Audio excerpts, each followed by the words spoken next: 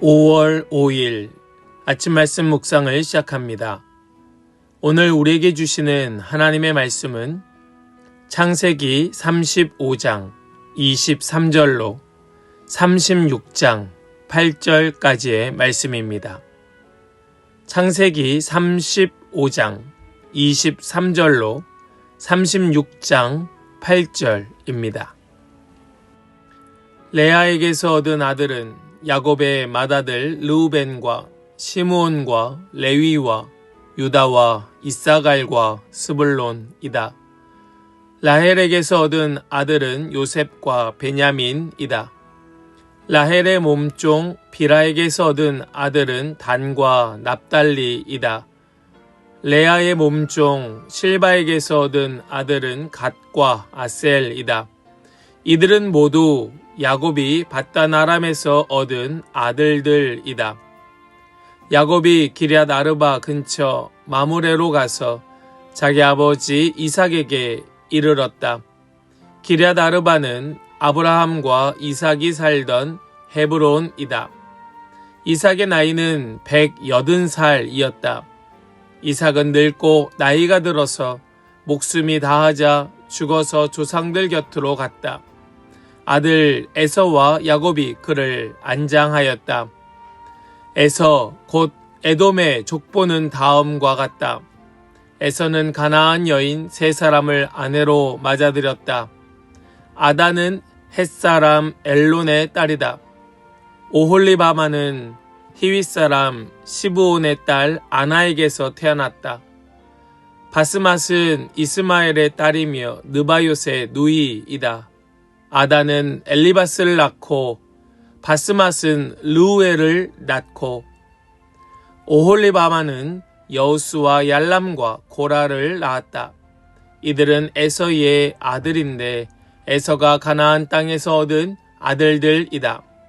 에서는 아내들과 아들들과 딸들과 자기 집의 모든 사람과 집 짐승과 또 다른 모든 짐승과 가나안 땅에서 얻은 모든 재산을 이끌고 아우 야곱과는 좀 떨어진 다른 곳으로 갔다.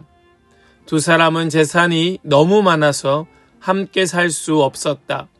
그들은 특히 집 짐승이 많아서 거기에서 그대로 살 수 없었다.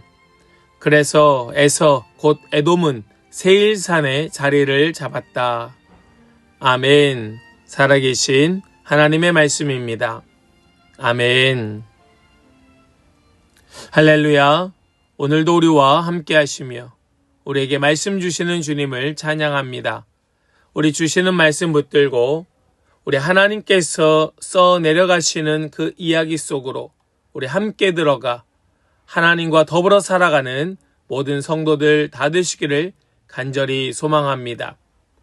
우리 하나님의 약속은 사람의 연약함을 뛰어넘어 성취되기 때문에 우리가 그 하나님의 이야기 속으로만 들어간다면 우리는 반드시 하나님의 약속의 사람으로 세워지게 될 줄을 믿습니다.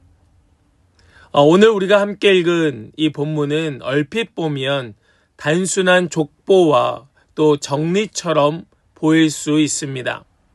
야곱의 아들들의 이름은 무엇이고 또 에서의 아들들의 이름은 누구인지 또 그들이 어떤 사람과 함께 살고 어디에 살고 어디로 이동했는지. 그러나 오늘 말씀의 이 장면은 그런 단순한 기록의 정보가 아닙니다.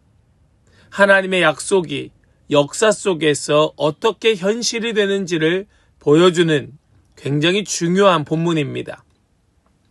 특히 우리는 앞선 장들에서 야곱의 가정이 얼마나 복잡하고 또 상처 많고 죄로 얽혀 있었는지를 보았습니다.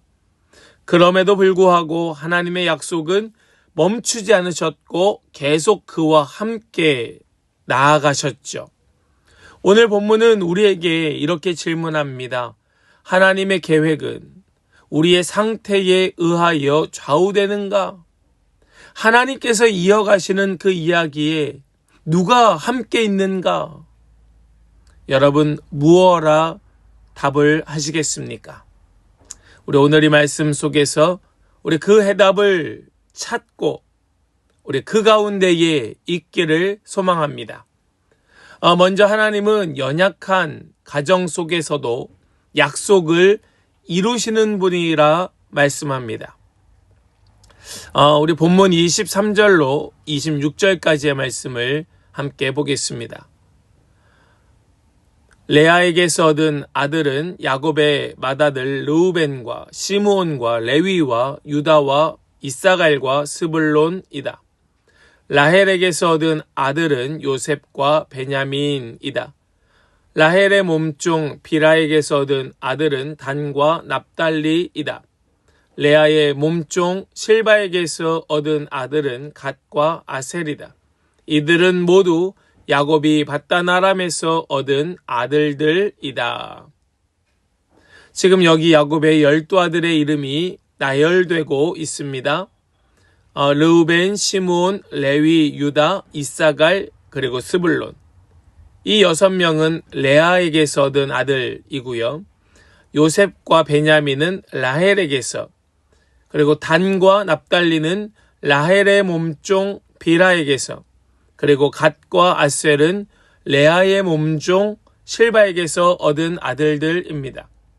지금 여기 이 12명의 아들의 이름이 나열되어 있는데 우리는 이 12명의 이름을 보면서 무엇을 보아야 하는가 하면 이스라엘의 12지파, 이 한 나라, 한 민족이 되는 거대한 하나님의 그 다스림 가운데에 지금까지 이어져 오는 그 이스라엘 민족을 보게 되는 겁니다. 단순히 12아들이 아니지요. 물론 이들에게는 형제간의 질투와 미움과 또 폭력과 속임수와 또 도덕적인 실패, 수많은 안 좋은 일들이 끊임없이 계속되고 있지요. 이상적인 가정의 모습은 결코 아닙니다. 그럼에도 불구하고 우리는 무엇을 보게 됩니까?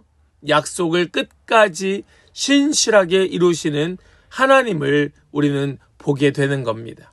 우리가 보아야 할 것은 그것이에요. 우리는 이렇게 생각할 수 있습니다. 내가 좀 지금보다 나은 사람이 되어야 하나님께서 쓰시겠지. 내가 지금보다 뭔가 좀 더 근사한 사람이 되어야, 내가 지금보다 좀 더 높이 올라가야, 내가 지금보다 더 많은 능력을 가져야 우리는 이런 생각을 하게 되지만 사실 성경은 그 정반대의 이야기들로 구성되어 있습니다. 하나님은 우리의 어떠함을 보고 약속을 이루어 가시는 분이 아니라 우리와 관계없이 하나님의 신실하심으로 약속을 이루어 내시는 분입니다. 우리 이 사실을 꼭 기억할 수 있기를 간절히 소망합니다. 그래서 우리는 인생의 끝에서도 하나님의 약속은 계속된다는 사실을 기억하게 되는 겁니다. 우리 말씀 27절로 29절까지의 말씀을 보겠습니다. 야곱이 기럇 아르바 근처 마므레로 가서 자기 아버지 이삭에게 이르렀다. 기럇 아르바는 아브라함과 이삭이 살던 헤브론이다. 이삭의 나이는 180살이었다. 이삭은 늙고 나이가 많아서 목숨이 다하자 죽어서 조상들 곁으로 갔다. 아들 에서와 야곱이 그를 안장하였다. 지금 여기 말씀 속에 나오는 지명 기럇 아르바, 여기 이 마므레는 할아버지 아브라함이 자리를 잡고 정착한 지역입니다. 그리고 이삭은 그곳에서 살게 되었습니다. 이삭은 거의 이 지역을 벗어나지 않습니다. 아브라함처럼 갈대아 우르를 출발하여 하란을 거쳐 가나안에 왔다가 다시 애굽으로 내려갔다가 또다시 올라온 이런 아브라함과 같은 여정도 아니었고, 또 여기 이 야곱처럼 삼촌 집 밧단 아람으로 갔다가 다시 돌아오는 이런 여정도 아니었습니다. 이삭은 그저 계속해서 이 가나안 땅에서만 거주하였던 사람이에요. 그런데 이 이삭은 180살을 살게 됩니다. 그리고 결국 그곳에서 그 생명을 다하게 됩니다. 이삭은 죽어요. 결국 그는 죽습니다. 그러나 하나님의 약속은 죽지 않고 계속됩니다. 여기 이 에서와 야곱이 이삭을 장사하였다, 안장하였다 라고 하는 이 말씀 굉장히 의미 있게 다가옵니다. 하나님의 시간 속에서 관계도 정리되고 약속도 이어지게 됩니다. 우리의 인생에는 끝나는 것들이 있습니다. 관계도 언젠가 끝납니다. 시간도 다다르게 됩니다. 기회도 지나갑니다. 세대는 넘어갑니다. 그러나 하나님 안에서 그 약속은 계속됩니다. 끝이 아닙니다. 계속 세대에서 세대로 넘어가는 것이 하나님의 약속입니다. 우리 그것을 믿고 정말 나에게서 끝이 아님을 기억하면서 계속 하나님의 약속이 이어질 수 있도록 우리 그런 마음으로 다음 세대를 바라보는 우리 성도들 되시기를 소망합니다. 하나님은 이렇게 각 사람의 길을 따라 역사하십니다. 하나님은 각 사람의 약속을 따라 역사하시는 겁니다. 우리 6절로 8절까지의 말씀을 보겠습니다. 에서는 아내들과 아들들과 딸들과 자기 집의 모든 사람과 집 짐승과 또 다른 모든 짐승과 가나안 땅에서 얻은 모든 재산을 이끌고 아우 야곱과는 좀 떨어진 다른 곳으로 갔다. 두 사람은 재산이 너무 많아서 함께 살 수 없었다. 그들은 특히 집 짐승이 많아서 거기에서 그대로 살 수 없었다. 그래서 에서 곧 에돔은 세일산의 자리를 잡았다. 여기 이 에서의 계보를 이야기하고 그 에서의 아들들, 딸들, 또 아내들, 이 모든 사람들과 또 모든 짐승들이 이제는 가나안을 떠나서 세일 산지로 거주지를 옮깁니다.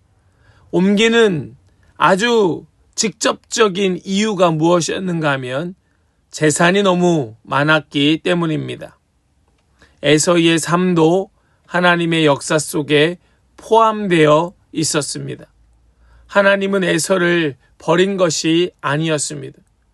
각 사람의 길을 따라 하나님 역사하시는 것을 보게 돼요. 그가 재산이 많았습니다. 아버지 이삭으로부터 축복을 받지 못한 것으로 야곱을 죽이려 하였던 형 에서였지만 하나님께서는 그에게도 놀라운 복을 베풀어 주셨습니다. 물론 하나님의 언약의 계보를 에서가 아닌 야곱이 잇게 되었지만 그 물질적인 혹은 세상 가운데에서 얻어야 할 복을 그가 받지 못한 것이 아니었던 겁니다. 하나님께서는 그도 하나의 거대한 민족으로 세워 주셨습니다. 물론 그 민족이 훗날에 올곧게 하나님을 섬기며 산 것은 아니지만 그럼에도 하나님께서는 끊임없이 또 아낌없이 그에게 복을 내려주고 계시는 겁니다. 우리는 종종 다른 사람들과 비교합니다. 나는 왜 저 사람처럼 되지 못할까? 왜 나는 저 사람처럼 사랑받지 못할까? 왜 나는 저 사람처럼 대우받지 못할까? 또 왜 나는 저 사람처럼 높이 올라가지 못할까? 우리는 수많은 이유를 가지고 사람들과 비교합니다. 그러나 오늘 우리는 이 말씀을 통하여 꼭 기억해야 됩니다. 하나님께서는 각 사람에게 다른 길을 주시고 다른 약속으로 역사하시는 겁니다. 여러분들에게 주신 하나님의 약속이 무엇인지를 알아야 우리는 비교를 하면서 상처받거나 절망하지 않는 겁니다. 하나님의 약속을 모르니까 무너지는 겁니다. 여러분, 하나님의 약속을 붙들고 어떤 상황 속에서도 신실하신 하나님의 역사를 함께 이루어가는 자 될 수 있기를 소망합니다. 성경에 수많은 실패자들의 역사가 있습니다. 우리의 역사가 그런 역사가 아닌 우리는 반드시 성공하는 역사 될 수 있기를 축복합니다. 우리는 오늘 이 말씀을 통하여서 아주 조용하지만 강력한 메시지를 볼 수 있었습니다. 하나님은 그 연약한 가정 속에서도 끝까지 일하고 계신다. 하나님은 약속을 이루시는 분이시다. 그리고 인생의 끝에서도 하나님의 역사는 세대에서 세대로 넘어가 계속된다. 또한 하나님은 각 사람의 삶 속에 그 각자에 맞는 약속으로 역사하신다. 이것은 한마디로 말하면 하나님의 신실하심은 변함이 없다. 우린 이것을 오늘 말씀 속에 볼 수 있었습니다. 우리 이것을 기억하면서 하나님 나에게 주시는 하나님의 약속은 무엇입니까? 나를 통하여 이루시는 하나님의 역사는 무엇입니까? 우리 이것이 우리 마음에 더 굳게 새겨지는 오늘 이 하루가 될 수 있기를 간절히 소망하며 축복합니다. 아멘. 우리 이제 더 깊은 묵상으로 함께 나아가길 원합니다. 나는 나의 부족함 때문에 하나님이 나를 쓰시지 못할 것이라고 생각하고 있지는 않은가? 내 인생에서 끝났다고 느끼는 영역은 과연 무엇일까? 나는 다른 사람과 나를 비교하며 낙심하고 있지는 않은가? 하나님께서 지금 내 삶에서 이루고 계신 일은 무엇일까? 우리 이러한 질문들을 우리 생각하면서 더 깊은 묵상으로 함께 나아가길 원합니다. 함께 묵상으로 나아가겠습니다.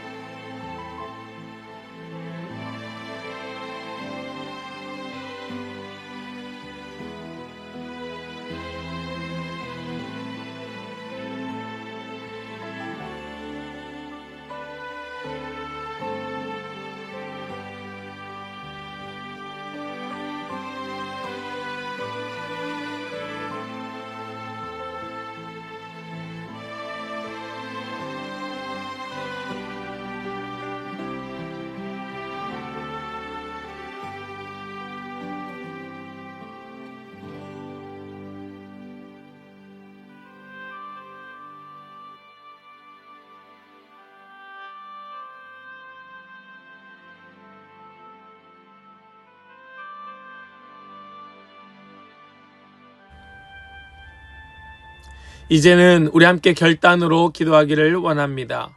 주여, 하나님의 계획을 신뢰하며 오늘도 약속을 이루시는 하나님과 동행하게 하여 주시옵소서. 하나님은 반드시 이루시는 하나님, 우리 그 하나님을 바라보면서 전심으로 함께 기도하며 나아가겠습니다. 함께 기도합니다.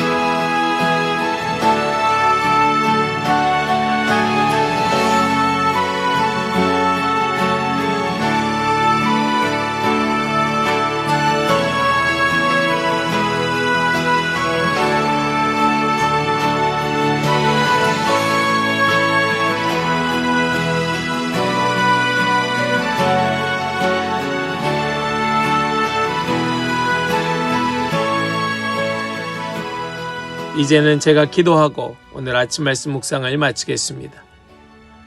하나님 아버지, 우리의 삶이 연약하고 부족함에도 불구하고 여전히 일하고 계심에 감사합니다. 우리는 자주 우리의 상태를 바라보며 낙심하지만 하나님의 약속은 변하지 않음을 믿습니다. 끝이라고 느껴지는 순간 속에서도 하나님이 여전히 역사하고 계심을 보게 하여 주시고 비교와 낙심이 아니라 믿음으로 오늘을 살아가게 하여 주시옵소서. 각 사람에게 주신 길 속에서 하나님과 동행하는 기쁨을 누리게 하여 주시고 우리의 삶을 통하여 하나님의 신실하심이 드러나게 하여 주시옵소서. 믿고 의탁드리며 우리 주 예수 그리스도의 거룩하신 이름으로 기도하옵나이다. 아멘.